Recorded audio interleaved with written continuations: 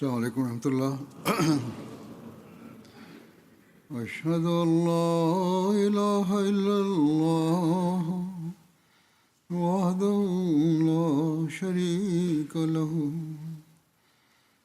وأشهد أن محمدا عبده ورسوله أما بعد فأعوذ بالله من الشيطان الرجيم بسم الله الرحمن الرحيم الحمد لله رب العالمين الرحمن الرحيم مالك يوم الدين إياك نعبد وإياك نستعين اهدنا الصراط المستقيم صراط الذين أنعمت عليهم غير المغضوب عليهم ولا الضالين.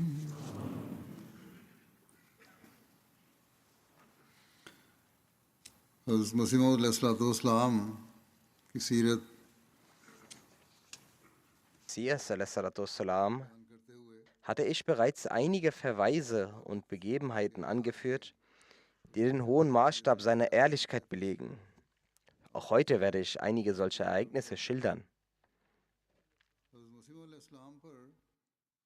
Gegen den verheißenen Messias wurde von Dr. Henry Martin Clark eine Klage eingereicht, bei der es um versuchten Mord ging.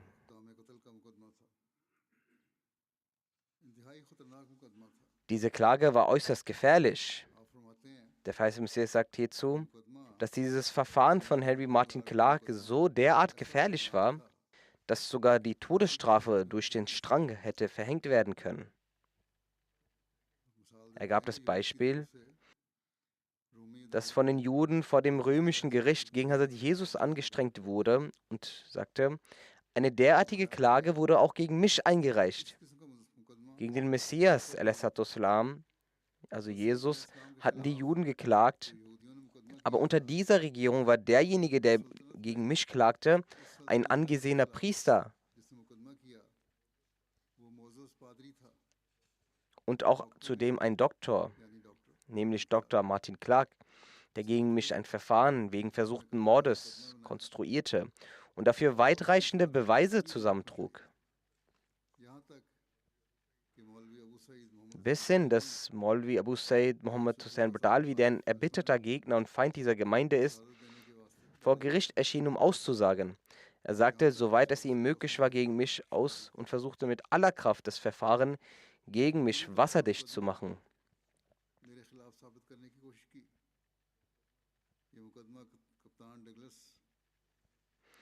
Dieser Prozess fand vor Captain Douglas, dem stellvertretenden Bezirkshauptmann Deputy Commissioner von Gurdaspur statt. Wobei angemerkt sei, so wird erwähnt, dass dieser mittlerweile nach Shimla versetzt worden war. Jedenfalls wurde das Verfahren vor ihm vollständig vorbereitet. Alle Zeugenaussagen, so sagt der verheißene Messias, wurden mit großem Nachdruck gegen mich vorgebracht.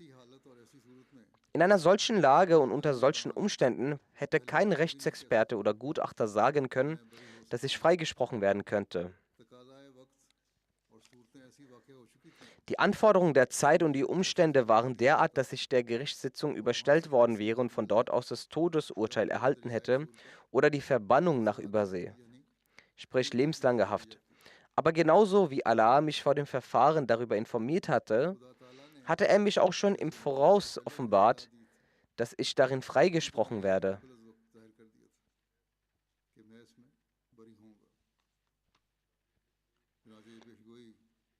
Diese Offenbarung habe ich einer großen Anzahl meiner Gemeindemitglieder auch erzählt. Kurzum, als das Verfahren dieses Stadium erreichte und die Feinde und Gegner dachten, dass der Richter mich nun dem Schwurgericht überstellen würde, sagte dieser, also Captain Douglas, in diesem Moment zum Polizeikommandanten: Mir kommt der Gedanke, dass dieser Fall fingiert ist. Captain Saib, der Richter, der das Verfahren leitete, war nicht überzeugt.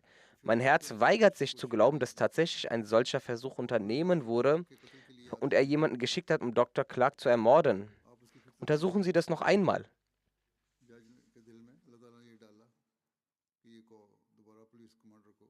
Allah gab dem Richter in dem Sinn, dem Polizeikommandanten, den Befehl zu einer erneuten Ermittlung zu erteilen. Der verheißene Messias sagt, es war die Zeit, in der meine Gegner nicht nur in alle möglichen Intrigen gegen mich verwickelt waren, sondern auch diejenigen, die behaupteten, dass ihre Gebete erhört würden, in Bittgebete vertieft waren. Sie bemühten sich nur weltlich, sondern beteten auch weinend darum, dass ich bestraft werde.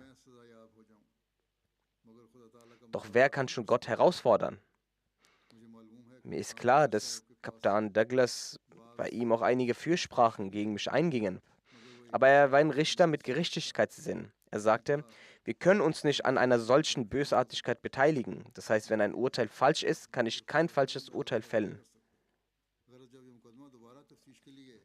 Als dieser Fall zur erneuten Untersuchung an Kapitän Le Marchand übergeben wurde, rief Kapitän Saib Abdul Hamid zu sich und forderte ihn auf, sag die reine Wahrheit. Daraufhin wiederholte Abdul Hamid dieselbe Geschichte, die er vor Deputy Commissioner vorgetragen hatte. Ihm war im Vorfeld gesagt worden, dass er verhaftet werde, falls er auch nur im geringsten von der Wahrheit abweiche, weshalb er dabei blieb. Aber Kapitän Saib sagte zu ihm, du hast ja schon vorher dies ausgesagt. Der Herr gibt sich damit nicht zufrieden. Das bedeutet, der Richter ist nicht überzeugt, weil du nicht die Wahrheit sagst. Als Kapitän Le Marchand ihm erneut aufforderte, fiel er ihm weinend zu Füßen und sagte, retten Sie mich. Der Kapitän beruhigte ihn und sagte, erzähl. Daraufhin enthüllte Abdul Hamid die Wahrheit und gab offen zu, diese Aussage wurde mir durch Drohungen aufgezwungen. Mirza Saib hat mich keineswegs geschickt, um einen Mord zu begehen. Kapitän Saib war davon erfreut, das zu hören und er telegrafierte dem Deputy Commissioner, wir haben den Fall gelöst. Daraufhin wurde dieses Verfahren wieder in Gurdaspur verhandelt und Kapitän Le Marchand vereidigt und gab seine eidesstattliche Erklärung zu Protokoll. Ich sah, so sagt der verheißene Messias, dass er zu dieser Zeit im Gerichtssaal sah, dass der Deputy Commissioner sehr erfreut über die Enthüllung der Wahrheit war und sehr wütend auf jene Christen war, die falsche Zeugenaussagen gegen mich gemacht hatten. Er sagte zu mir, Sie können diese Christen verklagen. Da ich jedoch eine Abneigung gegen Rechtsstreitigkeiten habe, sagte ich nur, dass ich nicht klagen möchte. Meine Klage ist im Himmel eingereicht. Daraufhin verfasste Douglas Saib sofort das Urteil. An diesem Tag hatte sich eine große Menschenmenge versammelt. Bei der Verkündung des Urteils sagte er zu mir, Glückwunsch, Sie sind freigesprochen. Zu jener Zeit schien, als würde sich die gesamte Welt gegen mich verschwören, was ja auch normal ist, wenn Menschen sich dazu entschließen, dir Schaden zuzufügen. Die ganze Welt wendet sich gegen dich. Doch Gott allein eilt herbei, um seine wahren Diener zu erretten. Ich war wahrhaftig, deswegen hat mich Allah errettet.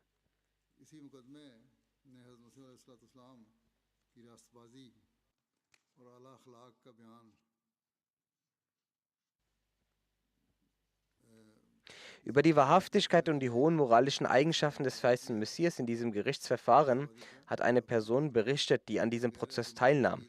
Es handelt sich um einen Anwalt für seine Verteidigung, der nicht der Jamaat angehörte. Sein Name war Maulvi Fazluddin. Dies wurde von Sheikh Yaqub Ali Irfani in seinem Buch Hayat Ahmed festgehalten.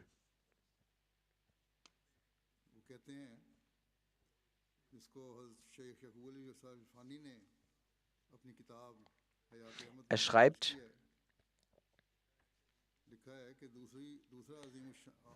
dass ein weiteres großartiges moralisches Ereignis, das seine Wahrheit und seine Wahrhaftigkeit bestätigt, in diesem Verfahren ans Licht kam und zeigt, wie sehr er die Wahrheit liebte. Hört diesen Bericht in den Worten des ehrenwerten verstorbenen Anwalts Maulvi Fazluddin, die einer meiner aufrichtigen Zeitgenossen Lala Dinanath, Herausgeber von Desh und Hindustan, das waren zwei Zeitungen, deren Herausgeber er war, ein Hindu und ein Freund von Sheikh Yaqub Ali Irfani, wiedergab.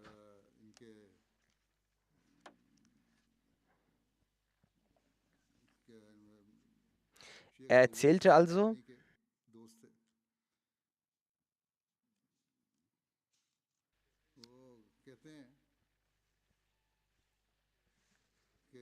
Wissen Sie, welch große Ehrfurcht ich in meinem Herzen für Mirza Sahib hege? Ich halte seinen Rang und Status für überaus großartig. Auch wenn ich bezüglich seiner Ansprüche aus psychologischer Sicht, dies sagte der Anwalt, was seine Ansprüche betrifft, glaube, dass ihm ein Irrtum beim Verständnis unterlaufen ist und seine Ansprüche nicht wahr sind, so ist er doch auf jeden Fall ein frommer Mensch. Als ein spiritueller Mann und als heilige Seele war er ein Mensch von sehr hohem Rang. Und diese meine Überzeugung über ihn entstand durch eine Begebenheit.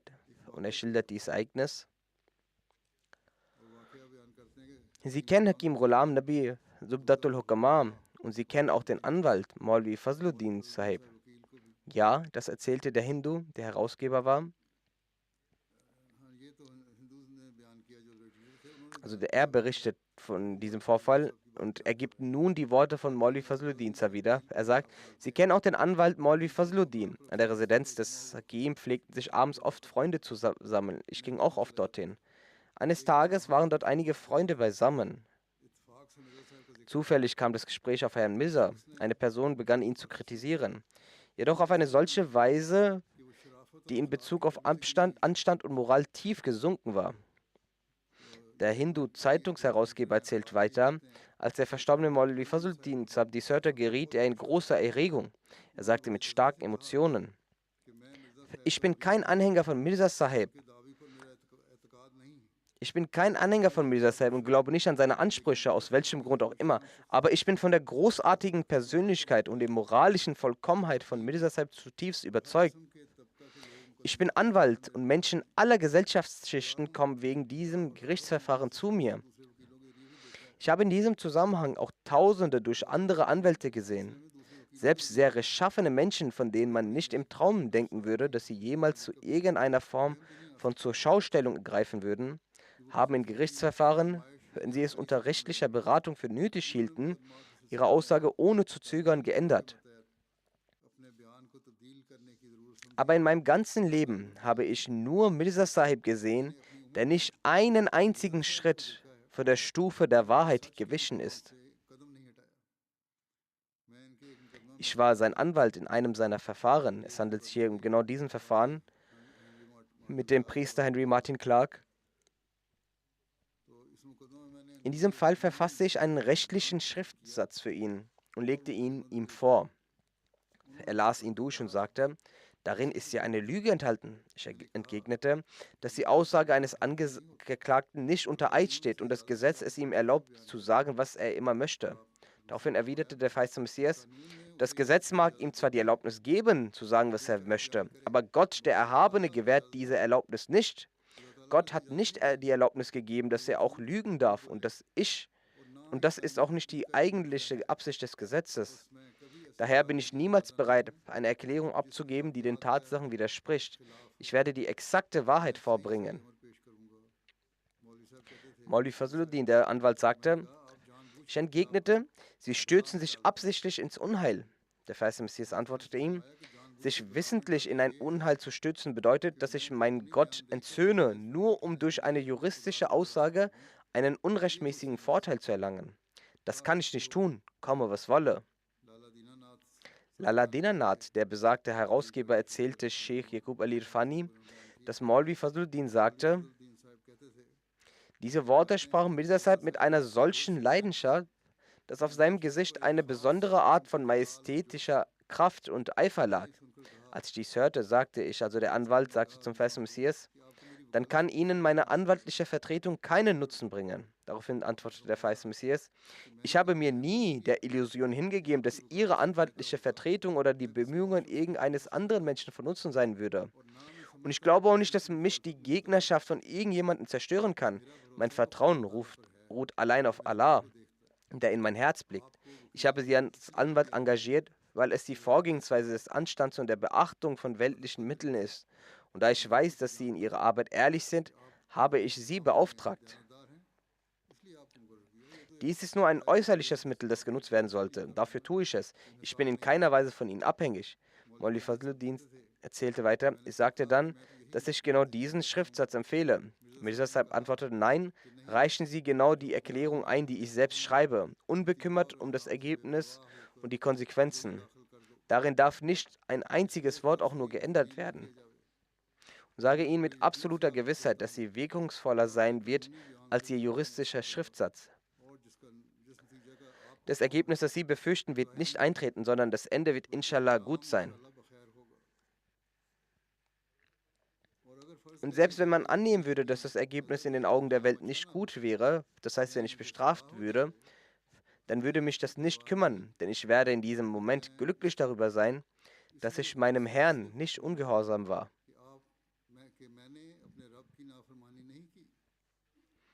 Lala Dinanath sagte, dass Maulvi Fazluddin die Verteidigung von der Mirza Sahib mit großer Leidenschaft und Aufrichtigkeit auf diese Weise darlegte und erzählte, dass er dann sogleich seinen eigenen Bericht niederschrieb. Und es ist ein wundersames Werk Gottes, dass er genau aufgrund dieser Aussage freigesprochen wurde, genau wie er es gesagt hatte. Durch die Schilderung seiner Wahrhaftigkeit und seines Mutes sowie seiner Tapferkeit, um der Wahrheit willen, jede Art von Leid in Kauf zu nehmen, rief Maulvi Fazluddin bei den Anwesenden in der Versammlung einen Zustand tiefer Ergriffenheit hervor. Alle anwesenden Nicht-Ahmedis, die zuvor noch opponiert hatten, verstummten. Daraufhin fragten ihn einige, warum leistest du dann ihm nicht das Bett ab? Er antwortete, das ist meine persönliche Angelegenheit und ihr habt nicht das Recht, diese Frage zu stellen.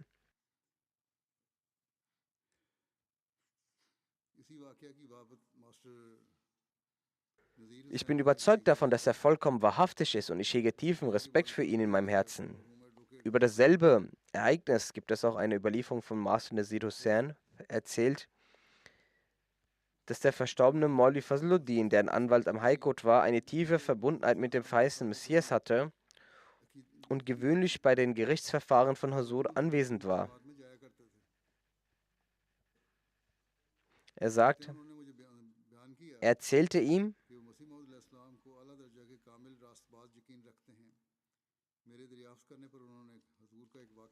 mir, dass er davon überzeugt sei, dass der verheißene Messias ein vollkommen wahrhaftiger Mensch höchsten Grades sei. Auf meine Nachfrage hin schilderte er ein Erlebnis und erzählte, wir traten in einen Prozess, der zwischen dem verheißenen Messias und Deputy Martin Clark geführt wurde. Als in dem Verfahren ein Mann namens Abdulhamid aussagte, dass ihm der verheißene Messias geschickt habe, um Martin Clark zu ermorden, riet der verstorbene Anwalt Maulvi Fazluddin aus Lahore dem verheißenen Messias in seiner Eigenschaft als Verteidiger: Sie müssen vor Gericht aussagen, dass Sie Abdulhamid nicht kennen. Danach werden wir das restliche Verfahren selbst handhaben. Geben Sie einfach diese Erklärung ab. Ich kenne ihn nicht. Der verstorbene Anwalt berichtete, wir versicherten Huzur in jeder Hinsicht, dass sein Erfolg sicher sei, wenn er nur diese kurze Erklärung abgebe. Andernfalls sei ein Freispruch unmöglich. Der Anwalt sagte, dass der verheißene Messias, nachdem er all unsere Vorschläge angehört hatte, sprach, ich bin auf die Welt gekommen, um die Wahrheit zu etablieren. Ich werde niemals lügen. Selbst wenn ich dafür gehängt werde. Ich kenne Abdulhamid. Er pflegte nach Guardian zu kommen. Ich kann ihn niemals verleugnen, komme was wolle. Maulvi Fazluddin Sahib, der Verstorbene, sagt, wir sagten zur Huzur, dass es Pflicht sei, sein eigenes Leben zu retten. Wenn Huzur nicht lügen wolle, soll er wenigstens eine Antwort geben, aus der nicht eindeutig hervorgeht, dass er ihn nicht kenne. Also keine direkte Lüge, sondern eine auswaschende Antwort. Der verheißene Messias sagte, nicht einmal das kann ich tun. Gott hat mich auf die Welt gesandt, um ein Beispiel zu präsentieren. Um mein Leben zu retten, bin ich nicht bereit, ein derartiges Vorbild zu zeigen. Selbst wenn wir unser Leben verlieren sollten, während wir die Wahrheit sprechen, wären wir dennoch erfolgreich. Maulvi Fazluddin, der ein Nicht-Ahmadi war, sagte, wir waren in dem Moment völlig verzweifelt. Als Huzur vor Gericht eine Aussage machte, gab er offen zu, dass er Abdulhamid kannte. Daraufhin waren wir uns sicher, dass nun ein Freispruch möglich sei. Doch angesichts der göttlichen Hilfe, die Huzur in diesem Prozess zuteil wurde, waren wir verblüfft zu sehen, wie Gott seinen Gesandten beistand. In diesem schwerwiegenden Verfahren wurde er ehrenvoll freigesprochen und ging siegreich daraus hervor. Der verheißene Messias ﷺ sagt, die Gefährten des heiligen Propheten wurden grausam ermordet, aber sie hielten niemals davon ab, die Wahrheit zu sprechen. Sie vollbrachten solche Eroberungen, für die es kein Beispiel gibt. Was war der Grund dafür? In ihnen herrschte Wahrhaftigkeit, Treue, Aufrichtigkeit. Es gibt solche berechenden Atheisten, doch diejenigen, die auf Allah vertrauen und etwas um Gottes Willen sagen, wissen, dass die Hilfe Allahs eintreffen wird. Deshalb handeln sie nicht so. Die Diener Allahs lügen nicht, um davor zurückzuschrecken, die Wahrheit auszusprechen. Wenn ich gefragt werde, dass du den Anspruch erhebst, der verheißene Messias zu sein, dann lasst mich euch sagen, was ich darauf antworte. Ohne Wahrhaftigkeit und mannhaften Mut kann man nichts erreichen. Wir wurden mit dermaßen vielen Gerichtsverfahren überzogen. Doch was war ihr Ausgang?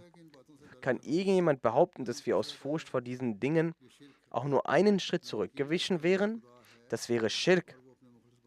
Ich habe die feste Überzeugung, dass es einen Gott gibt und dass er seinen aufrichtigen Dienern hilft. Ich sage die Wahrheit, wer aufrichtigen Herzens La ilaha illallah sagt, mit dem ist Allah. Der Islam ist die einzige Religion, die dieses Juwel hervorbringt. Dies ist nicht nur auf ihn beschränkt. Es gilt für alle. Jeder, der es mit aufrichtigem Herzen sagt und auf Allah vertraut, wird gerettet werden. Man findet das Zeugnis eines hinduistischen Bekannten, der ihn seit der Kindheit kannte. Er sagt,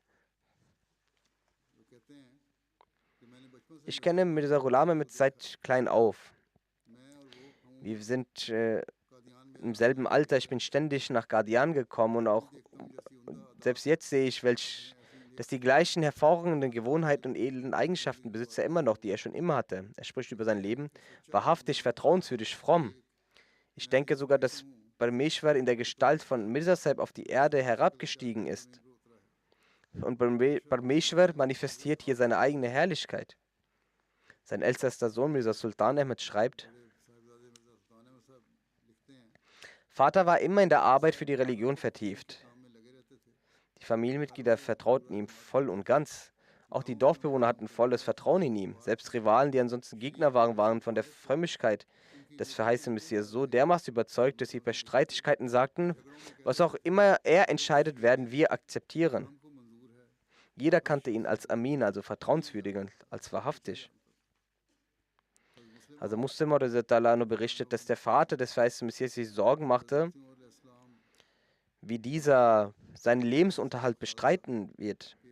Weder kann er Ländereien verwalten, noch möchte er eine Anstellung annehmen. Ein Sikh aus einem nahegelegenen Dorf, dessen zwei Söhne gewöhnlich zu unserem Großvater, also Muslim, erzählte das, zu ihm kamen. Einer von ihnen erzählte also Muslim folgende Begebenheit. Der ältere Mirza Sahib sagte einmal zu mir, geh zu Ghulam Ahmad, er ist in deinem Alter, erkläre ihm, dass er, wenn er die Ländereien nicht verwalten kann, ich ihm keine Anstellung besorgen kann. Ich ging zu ihm und sagte, Ihr Vater ist verärgert, weil Sie keine Arbeit nachgehen. Und er sagte, der Vater hätte gesagt, willst du dein ganzes Leben lang von den Brotkrumen deines Bruders leben? Was willst du tun, wenn ich einmal nicht mehr da bin? Wenn du es wünschst, besorge ich dir eine Anstellung. Als der verheißene Messias dies hörte, sagte er, mein Vater macht sich sinnlos Sorgen. Sag ihm, dass ich bereits der Diener dessen geworden bin, dessen man sein sollte. Obwohl der Großvater ein sehr weltlicher Mann war, berichtete dieser Sikh, dass als er zu ihm zurückkehrte und ihm das mitteilte, dass Mirza Sahib das und jenes antwortet, war er ruhig. Er sagte, wenn er das gesagt hat, also mein Sohn Mirza Ghulam Ahmad, dann spricht er die Wahrheit. Er lügt niemals. Der Mirza Bashir Ahmad Sahib erzählt, ich erinnere mich sehr gut daran und kann dieses Ereignis niemals vergessen, als im Jahr 1916 der verstorbene Mr. Walter, der Sekretär des All India YMCA war, nach Qadian kam und Untersuchungen gegen die Jamaat vollzog, äußerte er in Qadian den Wunsch, einen früheren Gefährten des Gründers der Ahmadiyya zu treffen. Zu dieser Zeit befand sich Munshi Arora Sahib in Qadian. Mr. Walter wurde in der Moschee Masjid Mubarak mit dem verstorbenen Munshi Sahib zusammengebracht. Nach einem oberflächlichen Gespräch fragte Mr. Walter Munshi Sahib, welches Argument bezüglich der Wahrhaftigkeit von Mirza Sahib hat Sie am meisten überzeugt? Munshi Sahib antwortete, Ich bin nicht besonders belesen und kenne mich nicht mit tiefgründigen wissenschaftlichen Argumenten aus, aber was mich am meisten berührt hat, war die Persönlichkeit von Hazrat Sahib. Einen wahrhaftigeren, ehrlicheren und gottgläubigeren Menschen als ihn habe ich noch nie gesehen. Niemand, der ihn sah, konnte behaupten, dass dieser Mann ein Lügner sei. Im Übrigen hing ich ohnehin wie gebannt an seinen Lippen. Von vielen Argumenten weiß ich nichts. Als der verstorbene Munshi Sabdi sagte, wurde er in der Erinnerung an den Feisten Messias so unruhig, dass er in Tränen ausbrach und vor lauter Weinen einen Schluck aufbekam. In diesem Moment war der Zustand von Mr. Volta, der das Interview führte, so, als ob ihm das Blut in den Adern gefroren wäre. Sein Gesicht wurde kreideweiß, sein Gesicht wurde weiß wie ein geschwommenes Lacken.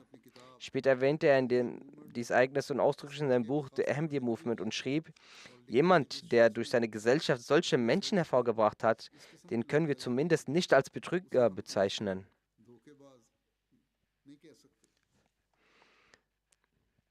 Also mir Rahim Baksh Sahib berichtet, ich traf einen Mann namens Mohammed Ibrahim Ahmadi. Wir wechselten einige Worte und ich war überzeugt. In der Nacht hatte ich einen Traum. Die 4 Brüder haben uns in einer Berghöhle verirrt und finden den Weg nicht. Ich bin von einer Seite hinaufgeklettert und sehe, dass dort oben ein Zug fährt, aber sehr hoch über dem Boden. Ich wundere mich, wie ich da hinaufsteigen soll. Oben steht ein Mann, der sagt, ergreife das Seil, das vom Himmel herabhängt. Dann kannst du hinaufsteigen. Dies alles sehe ich im Traum. Dann erzählt er weiter, am Morgen kam Herr Ibrahim zu mir. Ich erzählte ihm meinen Traum. Er holte den Koran heraus und erklärte mir die Bedeutung von Wa'tasimu bihablillah, dass man das Seil Allahs fest ergreifen sollte. Daraufhin schrieb ich einen Brief für das Bad, also Treuegelübde. Als Antwort kam, dass das Bad angenommen sei. Ich aber unbedingt nach Qadian kommen solle. Diese Antwort erhielt ich vom verheißten Messias oder von seinem Sekretär, der sie verfasst hatte. Ich bereitete mich sofort auf die Reise nach Qadian vor. Als ich am Bahnhof in Amritsar in den Zug nach Batala stieg, saßen 2 oder 3 Sikhs in meinem Abteil. Sie waren sehr alt und fragten mich, wohin reist du? Ich antwortete nach Qadian.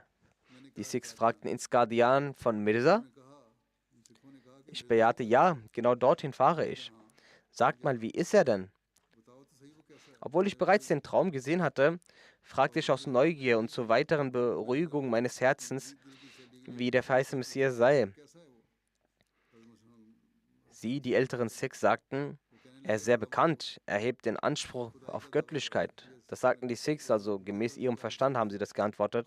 Sein tatsächlicher Anspruch war ja, dass er durch Offenbarung von Allah gesandt wurde und den Auftrag hat, die Menschen zu Allah zu rufen. Jedenfalls, er erzählt weiter,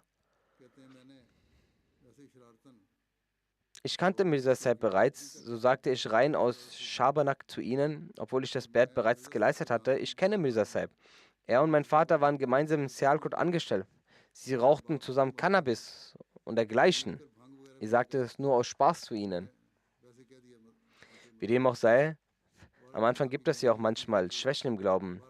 Er erzählt weiter, er sagte bezüglich des verheißten Messias, dass er mit meinem Vater Cannabis geraucht habe. Daraufhin entgegneten die Sikhs, mein Herr, sagen Sie das niemals. Er ist ein frommer Mann und ein äußerst wahrhaftiger und ehrlicher Mann. Er ist also so bekannt dafür, dass die Leute ihn als Vorbild nennen. Wenn bei uns jemand die Wahrheit sagt, dann fragen die Leute, bist du etwa der Sohn von Mirza Ghulam Murtaza? Für uns war das seine Aufrichtigkeit und Wahrheit bereits zu einem Sprichwort geworden. Er hat in der Kindheit mit uns gespielt, uns aus Büchern vorgelesen. Er war der Sohn eines Fürsten, also der verheißene Messias war der Sohn des Anführers von Qadian. Wir hatten großen Respekt vor ihm. Er veränderte sich von Tag zu Tag. Wir respektierten ihn ursprünglich, weil er der Sohn eines Anführers war. Sie erzählten also, dass sich in ihm eine Veränderung vollzog. Dann kam eine Zeit, in der er nur noch drinnen blieb und nicht mehr herauskam. Das heißt, der verheißene Messias wählte die Zurückgezogenheit. Im Verborgenen braute er Zauber zusammen. Das war eben die Vorstellung dieser Menschen, die nichts von der Religion wussten. Sie dachten, er würde drin sitzen und Zauberei betreiben. Und im Umkreis von 4 Meilen um Qadian hat er die Menschen verzaubert. Also sie von sich überzeugt und sie gezwungen, seine Wahrhaftigkeit anzuerkennen. Wenn ein Angehöriger irgendeiner Religion zu ihm kommt, beweist er ihm aus dessen eigener Religion hinaus, dass er wahrhaftig und die Religion des anderen falsch ist. Er behauptet, aus dem Himmel herabgekommen zu sein.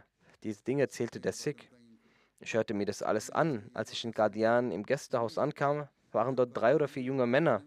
Ich dachte mir, lass mich sie prüfen, ob ich die richtige Entscheidung getroffen habe oder nicht.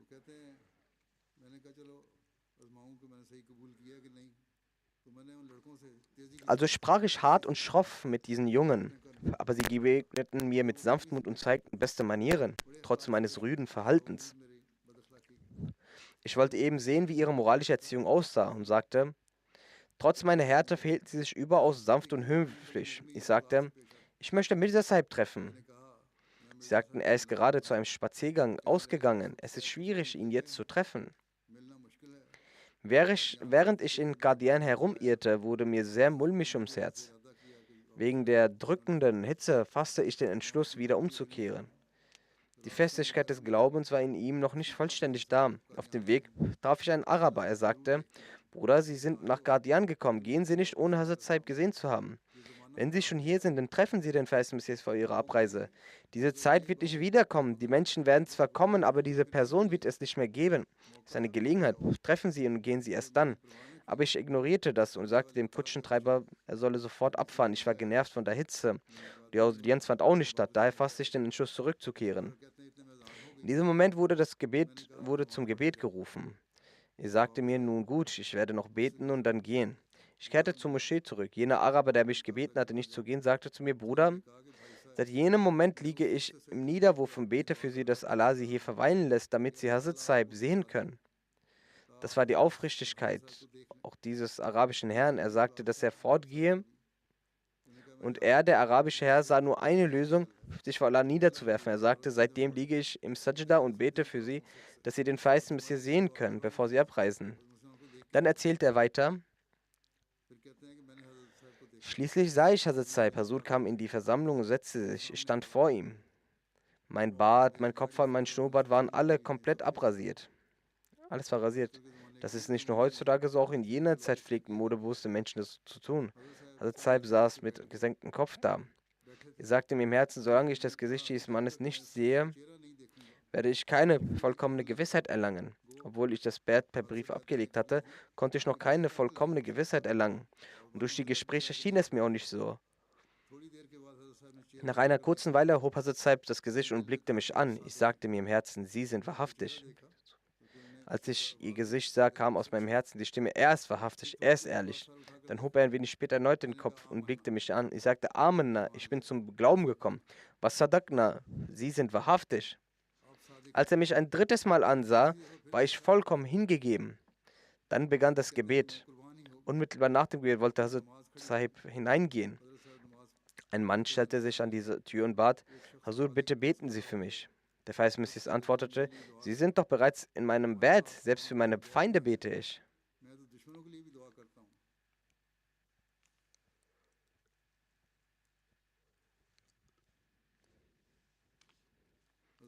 Also Khalifa Nizamuddin Sahib berichtet, ich war für eine Arbeitsstelle von Sialkot nach Shikarpur in Sindh gereist. Ich hörte viel Aufruhr gegen den verheißenen Messias, hatte Freunde in Amritsar, also reiste ich dorthin. Von Amritsar aus wollte ich nach Sialkot weiterfahren, aber ich verschlief und 2 Züge nach Sialkot fuhren ohne mich. Als ich aufwachte, erfuhr ich, dass die Züge bereits abgefahren waren. Sofort kam mir der Gedanke, das Dorf von Mirza Sahib ist ganz in der Nähe. Ich sollte es mir doch einmal ansehen. Dann fragte ich, wann der Zug nach Batala fahre. Die Leute sagten mir, dass er in einer halben Stunde fahren würde. Ich kaufte eine Fahrkarte, fuhr nach Batala und von dort aus ging ich zu Fuß nach Qadian.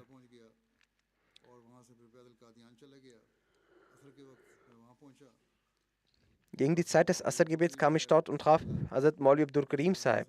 Er kannte Leute aus Sialkot, stammte ja ebenfalls von dort. Er freute sich sehr, mich zu sehen. Wir verrichteten die Asr-Gebete. Am nächsten Morgen informierte Maulvi Abdul Karim den verheißenen Messias. Dann erzählte er, durch ein Fenster in der Moschee nahm mir Hazur das Bett ab. Er sagt, allein der Anblick von Hazurs Gesicht beruhigte mein Herz vollends und gab mir die Gewissheit, dass die Welt vielleicht lügt, aber dieses Gesicht niemals lügen kann. Das Gesicht von Huzur strahlte eine besondere Anziehungskraft aus. Er leuchtete in einem solchen Licht, das die reinen Herzen in seinem Band zog. Ebenso berichtet Hazrat Hakim Abdurrahman Sahib: Nachdem mein Vater das Bett abgelegt hatte und in das Dorf Chak Nummer 276, Postamt Gojara Bezirk, Lehrpur zurückkehrte, betrieb er in dieser Gegend ausgiebig Tabligh. Die Menschen dort ernannten ihn zu ihrem Imam. Als er begann, den Heiligen Koran zu lehren und die Sprache auf den Tod des Messias Jesus kam, erklärte er das Konzept des Todes Jesus sehr ausführlich. Die Leute waren erstaunt. Er erzählt, es gab dort einen Mann namens Wasirdin, er war der Dorfvorsteher. Eines Tages sagte dieser zu Hakim Sahib: Ich brauche einen großen Kessel. Dort ließen die einflussreichen Leute große Kessel anfertigen, um allgemein die Armen zu speisen oder auch für Feierlichkeiten, die überwiegend bei den Chaudhrys stattfanden. Er sagte, wir benötigen einen großen Kessel und in Veerawala werden große Kessel gut angefertigt. Kommen Sie mit mir, lassen Sie es dort kaufen. Ich sagte ihm, wenn Sie wirklich einen guten Kessel kaufen wollen, dann gehen Sie lieber nach Batala, dort werden die besser hergestellt. Als ich in Batala ankam, sagte ich zu Chaudhry Wasiruddin, ganz in der Nähe ist Qadian, dort lebt Mirza Sahib. Ich habe ihm das Bett geleistet, er ist wahrhaftig. Kommen Sie doch mit. Chaudhry Sahib antwortete, ich bezeuge, dass er mit absoluter Sicherheit wahrhaftig ist. Denn Chaudhry Sahib kannte den Vers jetzt bereits. In Sialkot arbeiteten Mirza Sahib und ich zusammen. Ich war Landvermesser und er arbeitete im Büro. Hakim Sahib ging mit Chaudhry Sahib unterwegs, um den Kessel zu kaufen, kam von selbst auf den Vers Messias zu sprechen und sagte, ja, er ist zweifellos wahrhaftig. Ich habe gesehen, wie er im Büro gearbeitet hat. Er hat noch nie Bestechungsgelder angenommen, noch gelogen. Er war äußerst fromm und gottesfürchtig. Ein solcher Mensch kann niemals einen falschen Anspruch stellen. Ich habe seine Jugend gesehen. Ein derartiger Mensch kann keinen falschen Anspruch erheben. Chaudhry Sahib legte sofort das Bett ab. Mir Ferozdin berichtet, der Name meines Großvaters war Mir Nizamuddin. Zu der Zeit, als der Feist Messias arbeitsbedingt nach Sialkot kam, hatte mein Großvater ihm ein Haus im Viertel Salu Gujar zur Miete besorgt. Der Feist Messias salam,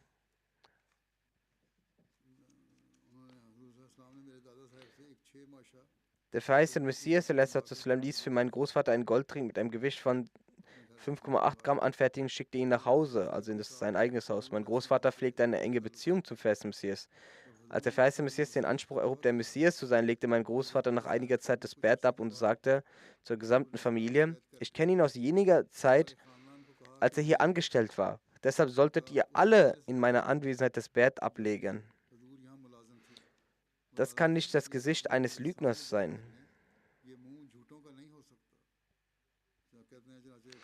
Dann 1892 sagte er, legte unsere gesamte Familie das Bett ab. Also Mirza Bashir Ahmed Sahib überliefert. Munshi Abdul Aziz Ojalvi erzählt, um das Jahr 1890 war ich Landbeamter im Dorf Jagat Kohlian in Tehsil Gurdaspur tätig. 1891 bemühte ich mich und ließ mich in das Dorf Sikwan in Tehsil Gurdaspur versetzen.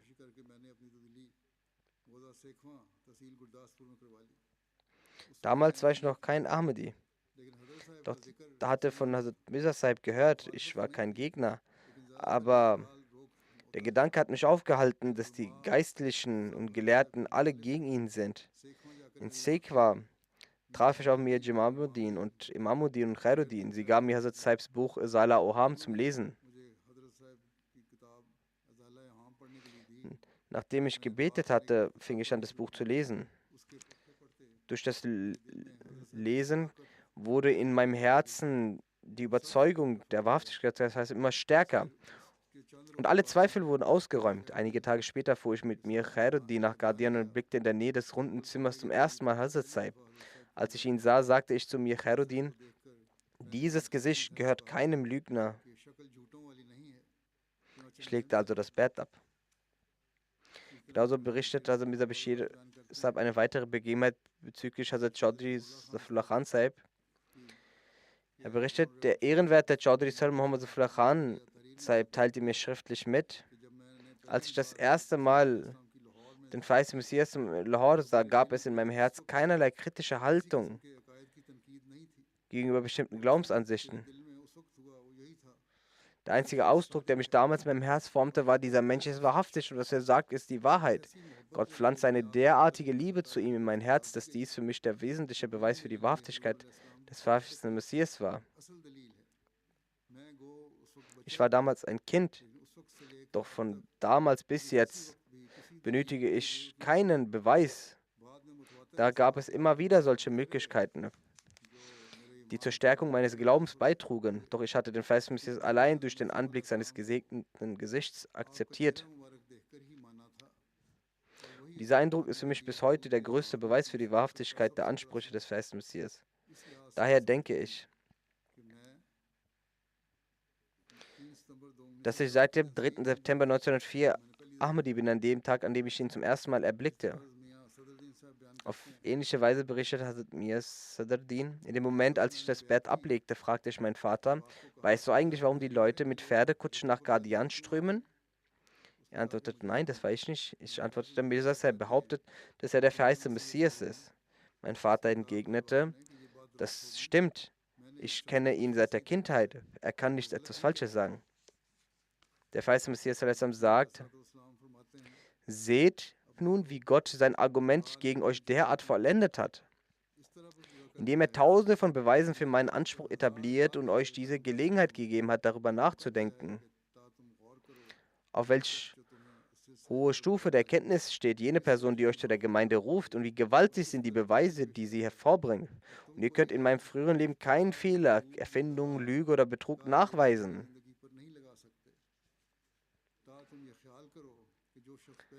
Sodass ihr vielleicht denken könnt, wer schon in der Vergangenheit ein Gewohnheitslügner und Betrüger war, der wird auch hier lügen. Wer von euch ist in der Lage, auch nur den geringsten Makel in meiner Biografie aufzuzeigen? Ist allein die Gnade Allahs, dass er mich von Anfang auf dem Pfad der Rechtschaffenheit bewahrt hat. Für diejenigen, die nachdenken, ist dies ein mächtiger Beweis. Der verheißene Messias ermahnt uns mit den Worten: Erinnert euch, wenn die Wahrheit ihre Wirkung vollends entfaltet hat, wird sie zu einem Licht, das in jeglicher Dunkelheit, ja in jeder Finsternis als Wegweiser für denjenigen dient, der dieses Licht annimmt und das ihn aus jeder Schwierigkeit rettet.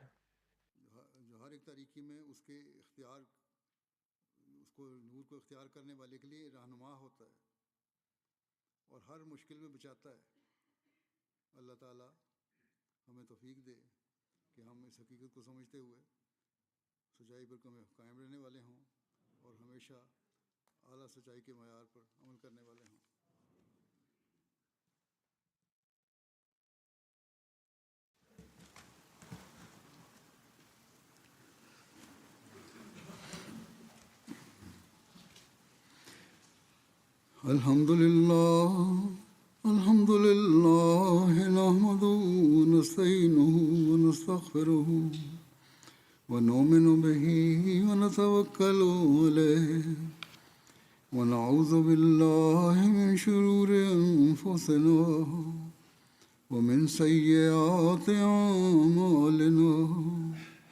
Man yahdihillahu fala mudilla lahu ومن يضلل فلا هادي له ونشهد أن لا إله إلا الله ونشهد أن محمدا عبده ورسوله عباد الله رحمكم الله إن الله يأمر بالعدل والإحسان وإيتاء ذي القربى وينهى عن الفحشاء والمنكر والبغي يعظكم لعلكم تذكرون اذكروا الله يذكركم وادعوه يستجب لكم ولذكر الله أكبر.